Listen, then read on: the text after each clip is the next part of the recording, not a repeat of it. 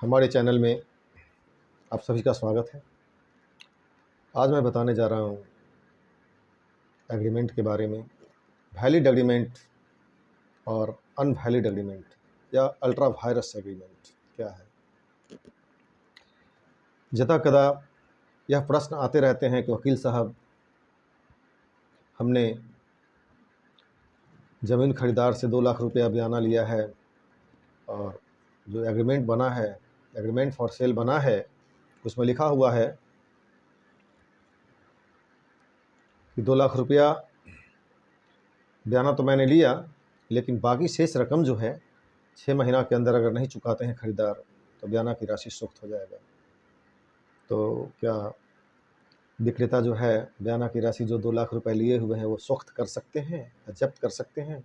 क्या एग्रीमेंट सही है और कानून के द्वारा उन्हें पैसा जब्त करने की मान्यता का अधिकार उनको प्राप्त है? नहीं। यही बात मैं बताने जा रहा हूँ कि आपके एग्रीमेंट में लिखने से क्या होगा। आप विक्रेता हैं या खरीदार हैं, आप दोनों मिलकर एग्रीमेंट जो तैयार किए हैं, आप दोनों के लिखने से कोई कानून नहीं बन सकता है। आप कानून बनाने वाले नहीं हैं, कानून तो सरकार बनाती है। इसलिए आप किसी भी तरह का गलत बात एग्रीमेंट में नहीं लिख सकते हैं। ये जान लीजिए, पैसा सूक्त नहीं हो सकता है। पैसा सौदा रद्द होता है तो पैसा लौटाना होगा, क्योंकि एग्रीमेंट में वैसी ही बात लिखी जा सकती है जो कानून के द्वारा मान्य है। जो कानून का उल्लंघन करता है या कानून के द्वारा सही नहीं है, ऐसी बात अगर आप एग्रीमेंट में दोनों पक्ष मिलकर लिख भी देते हैं तो न्यायालय के द्वारा उसे इन्फोर्स नहीं कराया जा सकता है। वैसी ही शर्त, वैसा ही कंडीशंस एग्रीमेंट में पार्टीज को लिखने का अधिकार है जो कानून के द्वारा मान्य है और कानून संगत है, विधि सम्मत है। गलत बात आप नहीं लिख सकते हैं। कल ही एक आदमी का फ़ोन आया कि वकील साहब, एक आदमी हमसे 50,000 रुपया कर्ज मांग रहा है और कह रहा है कि 50,000 रुपये आप देंगे, इसके एवज में हम 18,000 रुपये का इंटरेस्ट हर महीने देंगे और जब तक देते रहेंगे जब तक 50,000 रुपया हम लौटा नहीं देंगे। सो दे दें, तो लिखित रूप से देने के लिए तैयार है। जो पैसा लेने वाला व्यक्ति है लिखित रूप से देने के लिए तैयार है, एग्रीमेंट पर, स्टाम्प पर। हमने कहा कि नहीं, अगर आपको पैसा नहीं देगा, वो सूद नहीं देगा, तो आप उसके साथ कुछ भी नहीं कर सकते हैं।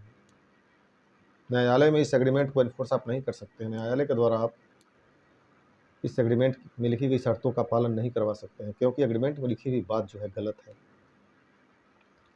भारत में कोई भी ऐसा बैंक नहीं है, कोई भी ऐसा संस्थान नहीं है जो 50,000 रुपये का 18,000 रुपये सूद हर महीने दे। यानी कि आप भी गलत चीज़ लिख रहे हैं और जो पैसा लेने वाला है वो भी गलत चीज़ पर साइन कर रहा है। तो आप कानून से हटकर, विधि से हटकर अगर कोई गलत चीज़ लिखते हैं एग्रीमेंट में तो न्यायालय उसे इन्फोर्स नहीं कर सकती है और आप दोनों ही गलत साबित होंगे, दोनों ही फ्रॉड की श्रेणी में आएंगे। क्योंकि कानून से हटकर आपने एग्रीमेंट में क्यों इस बात को लिखा। इस तरह का एग्रीमेंट अल्ट्रा वायरस होगा, अनवैलिड होगा। वो बहस करने लगे हमसे कि नहीं नहीं, ये तो लिख कर देने के लिए तैयार ही है और हम भी तैयार ही हैं, तो इसमें तीसरे का क्या जाता है। तब मुझे उनको समझाना पड़ा कि देखिए भाई साहब,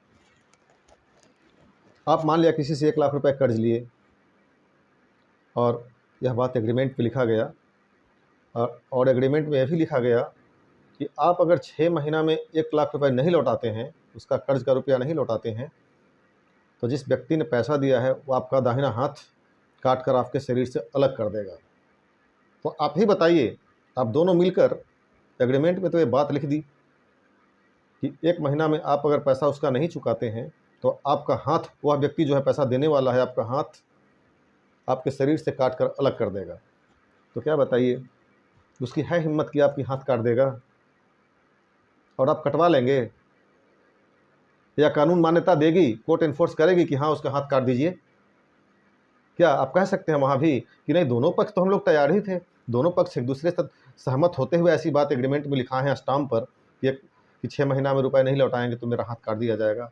तो क्या उसका अधिकार हो जाएगा, आपका हाथ काट देगा? और उस पर कोई केस नहीं होगा। तब कहता है हाँ सही है। तो इसीलिए कहते हैं भाइयों, बंधुओं, मेरे दोस्तों, फ्रेंड्स, मित्रों, कि एग्रीमेंट करना है तो करिए, लेकिन यही काफ़ी नहीं है कि सिर्फ दो व्यक्ति मिलकर, दो पक्ष मिलकर एग्रीमेंट में कुछ भी शर्त तैयार कर दें। नहीं, कानून भी एक चीज़ है, विधि भी एक चीज़ है। विधि से हटकर विधि में जो मान्य है उसी के अनुसार आपको एग्रीमेंट में शर्त लिखना होगा जो विधि द्वारा मान्य है। विधि के विरुद्ध होकर आप एग्रीमेंट में किसी भी तरह का दो पक्ष मिलकर शर्त को नहीं लिख सकते हैं और उसका पालन नहीं कर सकते हैं। इस तरह का कोई भी एग्रीमेंट अगर लिखा जाता है जो विधि मान्य नहीं है, वो अल्ट्रा वायरस होगा, अनवैलिड होगा। Each and every agreement should be in accordance with law.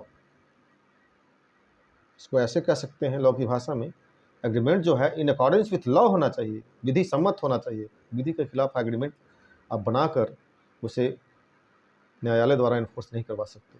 और गलत बात लिखने का अधिकार भी नहीं है। जैसे कि मैंने हाथ लिखने की बात कही, क्या कोई किसी का हाथ काट सकता है पैसा न चुकाने पर?